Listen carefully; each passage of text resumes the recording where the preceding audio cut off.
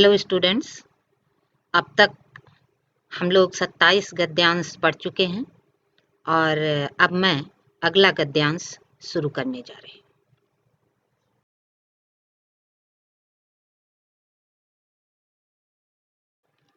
इस गद्यांश में लेखिका ने अपने और भक्तिन के बीच के बने संबंध को स्पष्ट करते हुए यह बताने का प्रयास किया है कि यद्यपि भक्तिन को नौकर के रूप में रखा गया था, लेकिन जिस तरह से उनके तथा भक्तिन के बीच आत्मीय और अधिकारपूर्ण संबंध बन गए थे, उसे देखकर लेखिका भक्तिन को सेविका मानने के लिए तैयार नहीं होती, क्योंकि कोई ऐसा नौकर नहीं होगा जो निकाले जाने पर, कार्य मुक्त किए जाने पर भी जाने को तैयार ना हो, मालिक का आदेश न मानते हुए हंसते। और कोई ऐसा मालिक भी नहीं जो चाहते हुए भी नौकर को हटा न पाए, किंतु महादेवी और भक्तिन के बीच ऐसा ही था। महादेवी वर्मा चाहकर भी उसे हटा नहीं पा रही थी। कभी यदि जाने के लिए कहती भी हैं तो भक्तिन हंसकर उनकी बातों को अनसुना कर देती है। स्वामी और सेवक के बीच ऐसा संबंध कहाँ होता है? ऐसा संबंध पारिवारिक सदस्य और बहुत ही घनिष्ठ और नजदीकी रिश्तों में होता है। जैसे भक्तिन अपने आप को लेखिका की संरक्षिका मानती है और शायद महादेवी भी।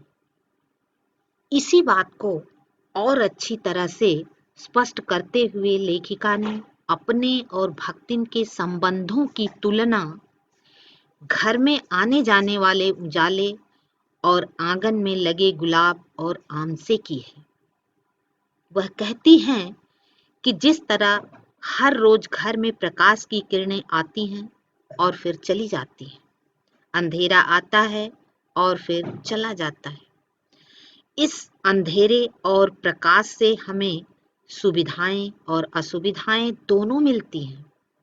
ये हमारे सुख दुख दोनों में ही साथ रहते हैं, किंतु ये हमारे सेवक नहीं हैं। चाहकर भी हम इन्हें रोक नहीं सकते और ये रुकना भी चाहें तो रुक नहीं सकते।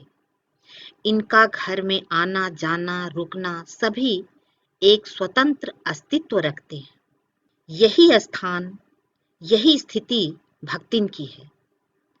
वह केवल घर की सेवा करने वाली सेविका ही नहीं है, अपितु सुख दुख दोनों में साथ रहने की अधिकारिणी है। भक्तिन लेखिका से सुरक्षा भी प्राप्त कर रही थी और सुरक्षा दे भी रही थी, किंतु उसके जीवन का लक्ष्य था अपनी स्वामिनी की हर प्रकार से सुरक्षा करना। अपनी सुरक्षा, अपनी प्रसन्नता की भावना उसके लिए गौण थी। लेखिका इस बात को स्वीकार करती हैं कि शायद मेरे जीवन में भक्तिन का आगमन इसीलिए हुआ ताकि उसके इस स्वतंत्र व्यक्तित्व के विकास का परिचय लोगों को प्राप्त हो सके।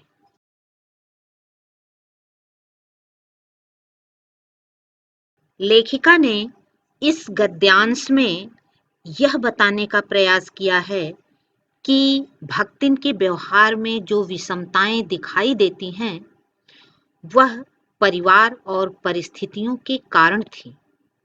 अन्यथा उसका हृदय सबके लिए स्नेह और सहानुभूति से भरा था। उदाहरण के लिए छात्रावास की बालिकाओं के साथ वह जिस तरह का व्यवहार करती है, उससे उसके व्यक्तित्व की यह विशेषता उजागर होती है, स्पष्ट होती है। वह अपने नियम धर्म का पालन करते हुए भी उनकी हर प्रकार से सहायता करती है।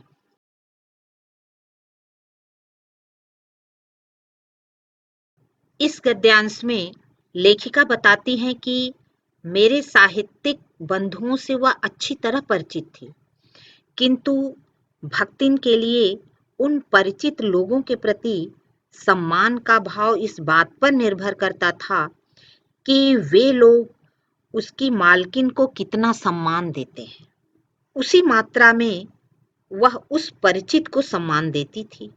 लेखिका के अनुसार उसकी यह स्वाभाविक विशेषता आश्चर्यचकित कर देने वाली थी।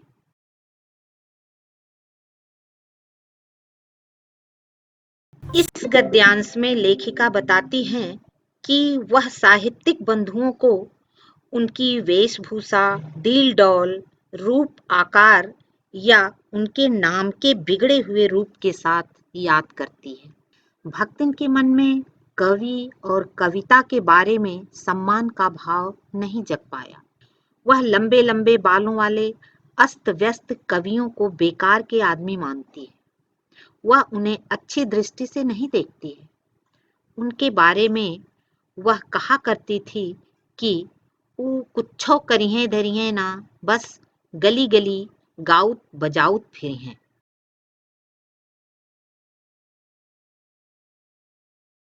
इस गद्यांश में लेखिका ने यह बताने का प्रयास किया है कि कुछ भी हो, वह सबके दुख से प्रभावित हो जाया करती थी। वह अनपढ़ थी, राष्ट्रीय आंदोलन के बारे में बहुत कम जानती थी, किंतु जब उसे पता चलता है कि पढ़ने वाले बच्चे भी जेल जा रहे हैं, तो वह दुखी हो जाती है। उसका यह दुख उसके कथनों में स्पष्ट रूप से दिखाई देता है। इस प्रकार उसे बापू से लेकर अन्य सामान्य आंदोलनकारियों से भी सहानुभूति होने लगती है।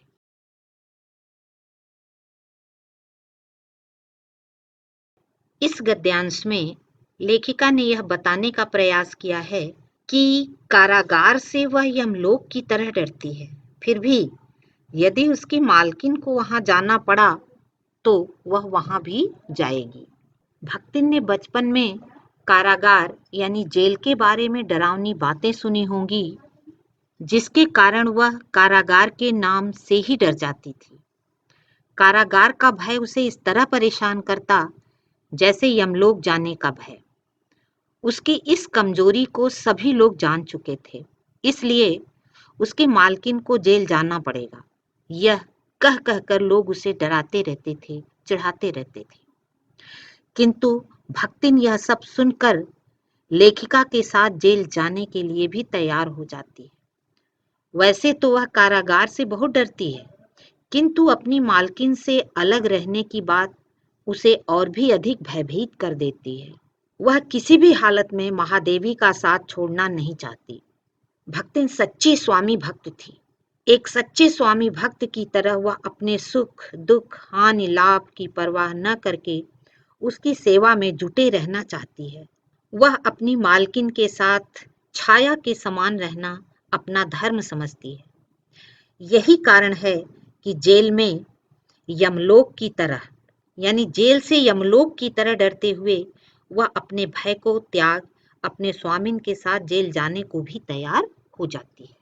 भक्तिन चाहती है उसे अपनी मालकिन के साथ जेल जाने की अनुमति दी जाए, चाहे ऐसा नियम हो या ना हो। यदि उसे अनुमति नहीं मिली तो वह बड़े लाड तक से लड़ने को तैयार हो जाएगी। आगे लेखिका बताती हैं कि उसकी इस समर्पित सेवा भाव की कल्पना भी दुर्लभ है।